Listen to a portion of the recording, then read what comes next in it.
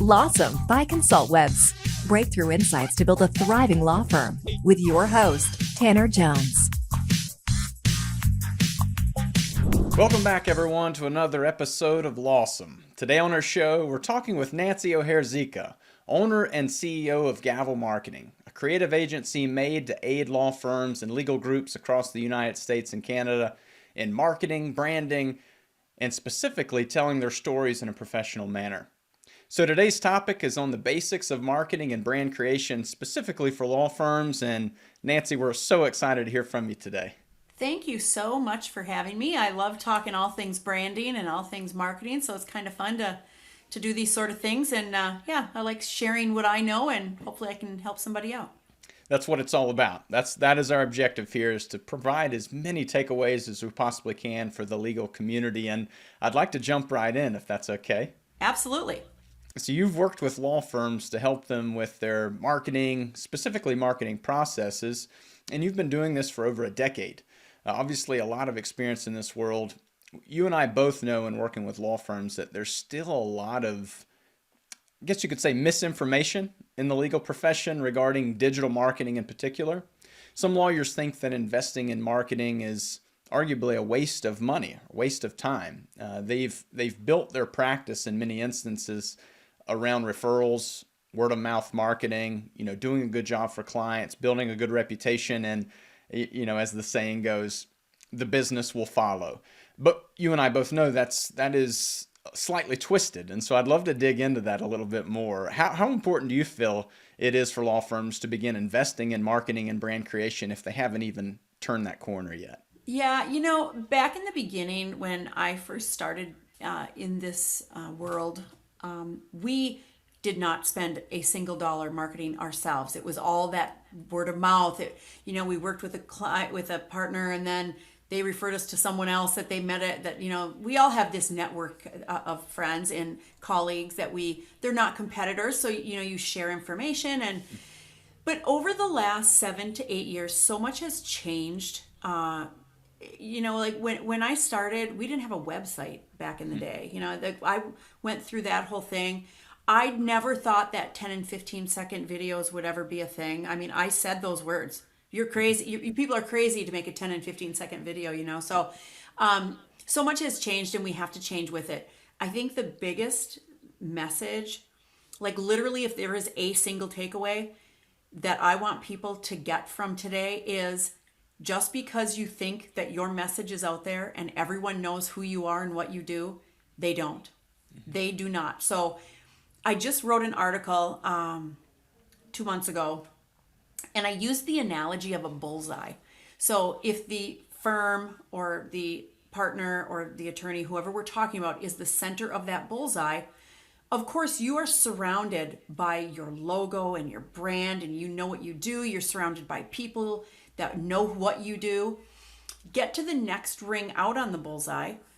Now you're talking about your friends and your neighbors, the people who are going to utilize your services just because they know you and they're friends of yours, right? So, but go literally one more ring out. These people may now know in this ring that you're an attorney, but I bet you there's a high percentage, 80% plus, that don't really understand what type of law you practice. The number one comment regarding legal in communities on Facebook is, who does blank? Who is the best divorce attorney? Who is the best estate planner? Who do I go to for real estate law, business law, elder law?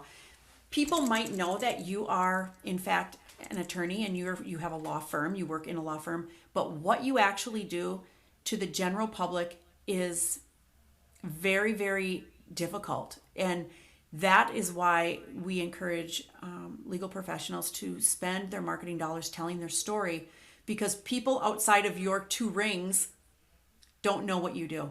Mm-hmm. So that's where I come in, right? So now we're talking about, how do you do that? How do you tell that story, and how do you brand yourself? And it's through, a number of platforms. Like you mentioned, digital platform is huge. OTT, which stands for over the top. That's your streaming. That's become a really important piece of the puzzle in the last couple years.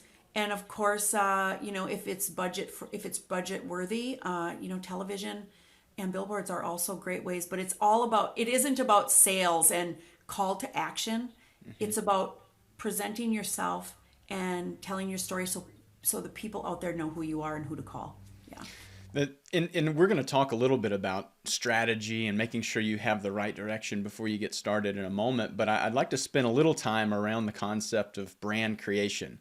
In the worlds that you and I live in, this is a common concept in getting started, at least in before you start putting any marketing dollars or advertising dollars into something, making sure that the brand is solid and resonates with ideally the consumers that you want to reach. And that's what you're talking about, or at Correct. least what I'm interpreting with that bullseye Yeah. concept and the rings around. So what should be taken in consideration? Can you walk through, I know this is a loaded question, but can you walk through what a firm should be exploring or take into consideration when they're starting the process of identifying that brand? Yeah, it starts honestly with a lot of conversation internally. A lot of firms will have a mission statement already. That's usually a good starting point, right? But I think it just involves a conversation, and then the number one thing that we do is make sure that the logo and the style and the fonts and everything is cohesive. Having a rebrand it can be an expensive venture, but sometimes it's very necessary, and it's the first cog in the wheel to make sure that everything moving forward then is based off of a solid foundation, and that is your logo and your tagline, right? So once those are established, everything kind of blossoms from that. So working with a creative agency that can help you figure out what your image is. And some are very, very professional, and some are very stoic. Some have more of a modern flair. Some are a younger team and they want something more hip and more now. And so, but having those conversations with your creative team, whoever you hire, is going to help define what that is. But that is the number one. That is the foundation of everything that we build on. And just like, marketing strategy, that foundation is going to serve you well. It kind of, it's the it's the calibrator, if you will. It brings you right back in the instance where you have a lot of decisions to make or things are getting chaotic. It's Right. always good to come back to that foundation piece. And the same is true again with marketing plans as a whole. What have you found in the world of working with lawyers are the key benefits or the main advantages of creating a marketing plan and implementing that marketing plan, coming back to that on a regular basis? What have you seen there compared to maybe the opposite of that, which is more of the concept of, whatever comes my way, throw it against the wall and see what sticks? Right. So what we do first, right? You're going to want to create this marketing plan for the next year. And of course, it's always fluid. That's the biggest thing that I want people to realize, that yes, you put it down on paper, and yes, we try to follow that, but some things change. Sometimes you are at case load limit and you don't want the phone ringing, but maybe you want to switch your your dollars to a recruitment, and maybe you want to run more recruitment campaigns and reach out to graduating classes and things like that. So we always have a column A and a column B.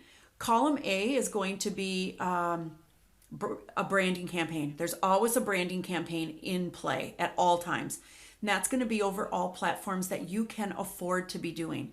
At the very minimum, there should be video content and branding content on your website and on Facebook and Insta. Those are easy and they're low cost. And at the very, very minimum, you should be doing those kind of campaigns. The next column are going to be more call to action, more educational. Not so much call to action like a used car salesman, because it's a different, like nobody wakes up in the morning and says,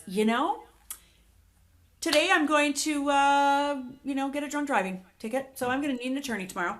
I mean, that's just not the way that works, right? Criminal, especially criminal law, you have to kind of spend your marketing dollars. We call it trade branding, talking about what you do. It's still a branding spot, but it isn't a come on down and, it's more of a, if you need this service, we are the best for A, B, C reasons. This is why you should call us. That's called a trade branding spot. And so we're going to be running, of course, the company branding on column A. The second thing that we'll be rotating in would be trade branding, or what division of law. The third and more fluid one would be if you don't need calls, if your caseload is full, if your firm is, and you need people, then you're going to start recruitment. So A, B, and C, really, the call to actions and the recruitment, those two are going to go back and forth depending on what a firm needs.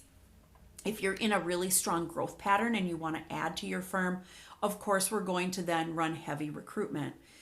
And making sure that you have video content, graphic content, your landing pages are on your website are all written properly for SEO, for search engine optimization.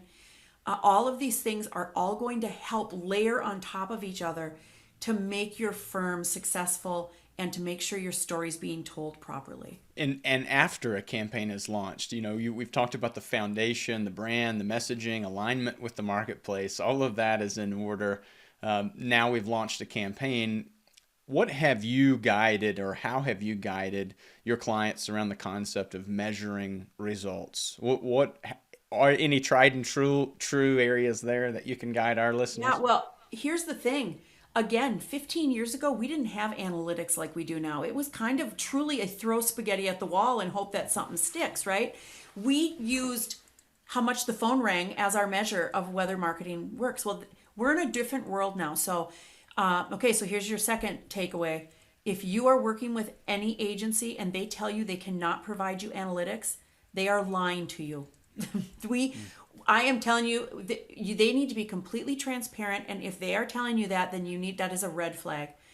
Every single campaign has the ability now to run analytics. And when we work with partners, firms, on a monthly basis, we compile all of this. We buy our digital. If you can imagine, see, a lot of people don't really understand digital marketing. And I'll tell you something. We have two people here at Gavel that's all they do all day long is place media and negotiate campaigns, digital TV, billboard, whatever.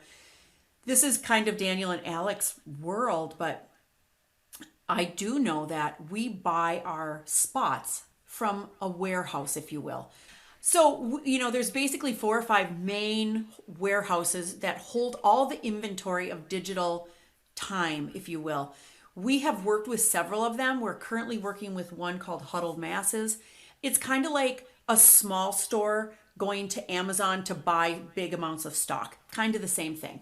So we buy from them, but everything that we buy, they provide us with analytics. They give us a dashboard. Google campaigns give you a dashboard. Facebook social media campaigns give you dashboards. YouTube gives you dashboards. All of these places that we are placing, especially digital, will give you all of the numbers, how many people clicked through, how many people were on your website, where they came from, how long they stayed on their page on your website. And then you can also run retargeting. If someone saw your ad, say on a YouTube pre-roll, say someone Googles estate planning near me, let's just say, or estate planning, how to write a will. Let's just do that. So then the little video that they have to watch, right, prior to seeing what they want to see on YouTube, that could be your video, said firm that does that establishes wills. Mm-hmm. So now if someone clicks on that and goes to the website, they can track where that came from. They can also track how long these people stayed on your website. And more importantly, if they clicked on a video that was prior to a video on YouTube about wills, it's going to take them to the exact landing page on your website, and we can track all of that. And then, as creepy as this sounds, we can now attach ourselves to that IP address, and we can continue to retarget to that individual for 30 days. Even if they never go back to your website, they're going to still see your ads. So lots of moving pieces, and that was truly the most simplistic way to explain a really complex situation. But yes, the key takeaway is make sure that every single thing you're doing is trackable, because there is no excuse for not having it in this day and age. Nancy, I'm going to pivot slightly and move in just to this concept of oversaturation. We at ConsultWebs, who hosts the Lawson podcast, we work heavily in the personal injury field, and that is notoriously going to be one of the more competitive areas. And so it's often this I'll call it what I think it is. It's a lie that lawyers often tell themselves, that it's just saying it's just too difficult to get visibility, or too difficult to be able to get cases because of the saturation of other lawyers in the marketplace. I'm really curious to hear your thoughts in this on this concept, because it is a real dilemma, and I understand it. But how would you guide a lawyer who's saying this but asking, how can I stand out in such a noisy world of media? Okay, so here's the thing in that division specifically, and there's several areas of law that are more like that, and some that are have much easier time. Personal injury is one that definitely is a little bit more. It is a marathon. It is not a sprint. The biggest, the personal injury firms that we work with, we encourage them to get so involved in their community in a non-sales presence. Making sure that your brand, of course, all the stuff we already talked about is 100% necessary. But even more so, I believe that they need to get involved and stand out as a community leader. I think that's a really strong, because people, there's so much noise. There's so much noise in that ladder, in that vertical, that you have to do things that are unusual. You have to partner with community events like marathons and triathlons, and tie your name to those. Volunteer, have an aid station that's sponsored by your firm. Partner with schools, donate water bottles to high school teams to sell at their concession stand with your name on it. Doesn't have to be a sales thing, it can just be your brand. And slowly start to integrate, and once you take over an area, then you just keep going and going and going. And community engagement and defining yourself as the attorney of choice, the firm of choice in a certain community, is really, I think, the leg up that a lot of attorneys and a lot of legal firms are missing out on. Let me ask a follow-up question there, Nancy, because I agree fully, and I've seen from our experience, our most successful clients are often the ones who have had that ongoing strategy in the community, and it's been proven time and time again.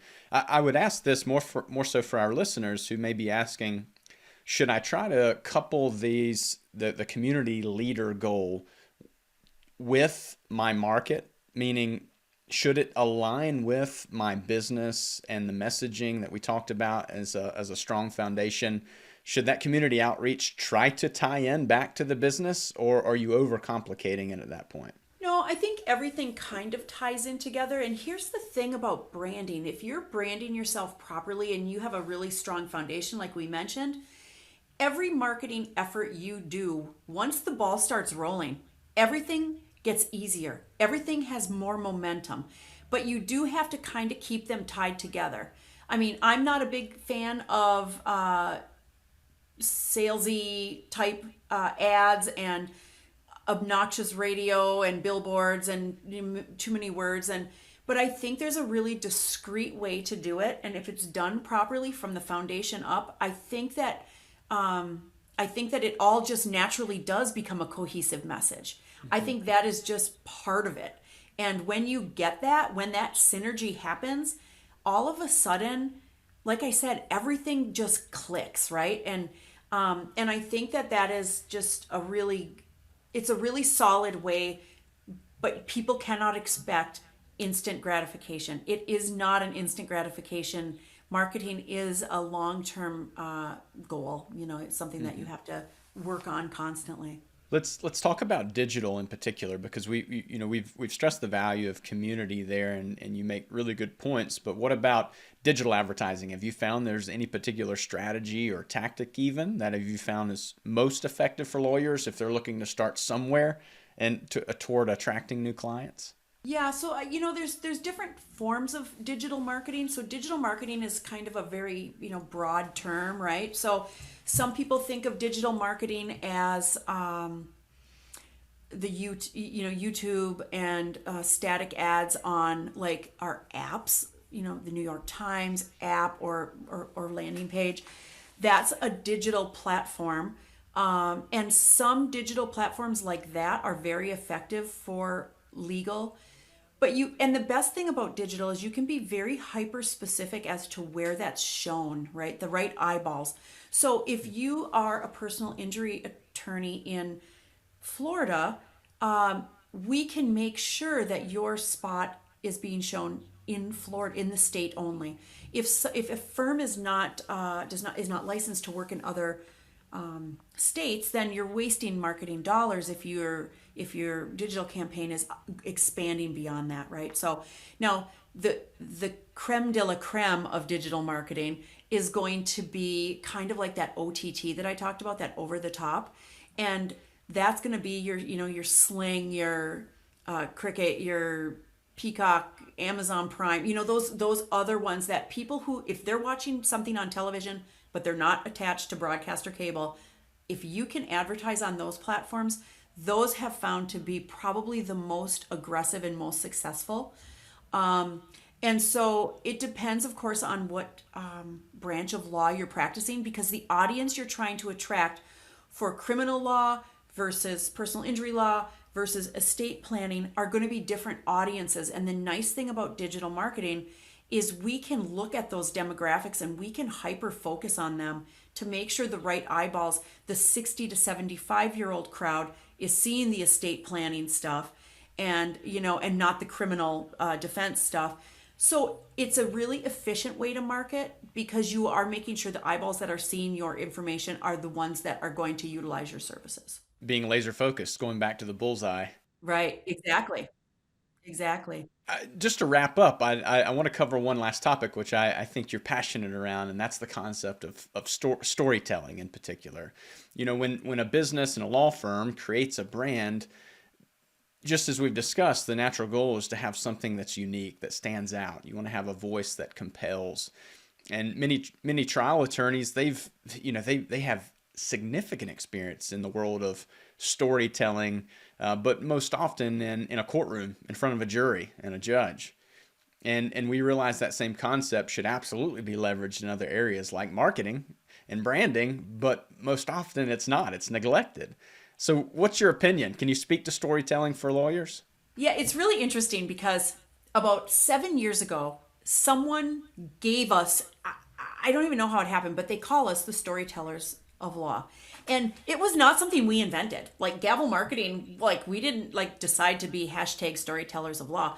But it's because my commitment, and now the team of 20 here, all have a commitment to make sure, we are 100%, we exist to counteract the cheesy, horrible creative that has dominated the legal field for the last 20 years. That is the whole reason why we exist, and we won't do it. So we just like to put that out there. If someone comes to us, we will absolutely say, no, that's not effective. It's not our style. It's not what we do. It's just not a fit.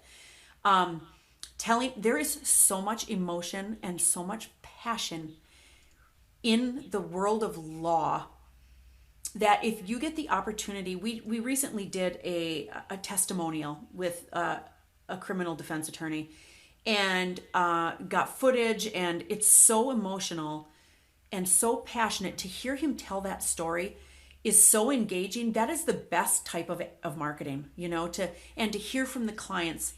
Now, granted, when we do shoots and we have create video content, sometimes it doesn't work to have client interviews, but depending on the branch again of law that they're practicing, sometimes, if it's estate planning, you can speak to the children who feel the benefit and have lived the benefit of having that done for them when they were faced. That is the most engaging storytelling. I mean, that's gold. That is gold for a elder law firm. So we really try to dig deep. We don't put the camera in the face and ask them questions under a light. I mean, we truly have a cup of coffee and we have a conversation, and we just let the story be told. And then the magic happens right in editing.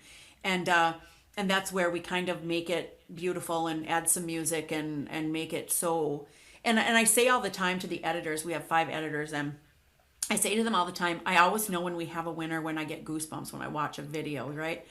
And so, yes, storytelling, if you keep saying to yourself, this is what I want to do. I want to tell my story. I want to tell my story. I want to tell my story. And keep that as your main goal. That's your light at the end of the tunnel. And if you are successful in achieving that storytelling style of marketing, you're going to be successful. You're going to see results. I promise you. It won't be as quick as come on down and, buy a car and we'll throw in a washing machine. It's not like that. But again, keep reminding yourself you are not in the call to action industry. Unfortunately, you have to spend time building your name and building your reputation and and telling your story. So when someone does need your services, your name and your firm is the first one on the tip of their tongue. Nancy, we've covered so many great topics and a lot going on. lots of good stuff here, and hopefully the listeners are able to keep up with some of those practical tips, because it's all important, and just as we've stressed, this infrastructure, the foundation, it's everything. It's the guiding light there. And I would encourage those who haven't done that, at least started there, come back to that, because that's what's going to help fuel the direction. Nancy, any final thoughts? Anything else you'd like to share before we wrap up? No, you know what? Just know that there's people out in the world that are willing to help, and you don't have to be a gavel marketing partner that we work with to call me and ask a question. Or if you're just starting out, there's so many people who are passionate about marketing and marketing for the legal profession, and don't hesitate to reach out and just ask the questions and learn. No one expects. I don't practice law. You don't do marketing, so there's people out there. You're not expected to know everything and wear every hat. There are resources, and I am one that is definitely here to answer any questions and help if I can get anyone going. Thanks for that, Nancy. What's the best way for folks to reach out to you? Honestly, if you go to the website, all my contact information's on there, but it's callgavel.com is our website. My email is just Nancy@gavelteam. So very easy. If someone wants to reach out, you can always Google me, of course, and give me a buzz. My cell phone is listed, and I have it listed for a reason. I do expect people to give me a shout. Sometimes when you have a question, it's 8:00 at night, and sometimes it's a Sunday afternoon, and that's okay. So yeah, they can get to me a number of ways. We're located in the beautiful Upper Peninsula of Michigan, but we work with firms across North America. And everything is done electronically and remotely. So if anyone needs help, we're here to do it. Lawsome by ConsultWebs with Tanner Jones. For show notes, links, and info, go to consultwebs.com/podcast. Be sure to subscribe and leave us a review. Watch for the next Lawsome episode to discover more breakthrough insights to build a thriving law firm.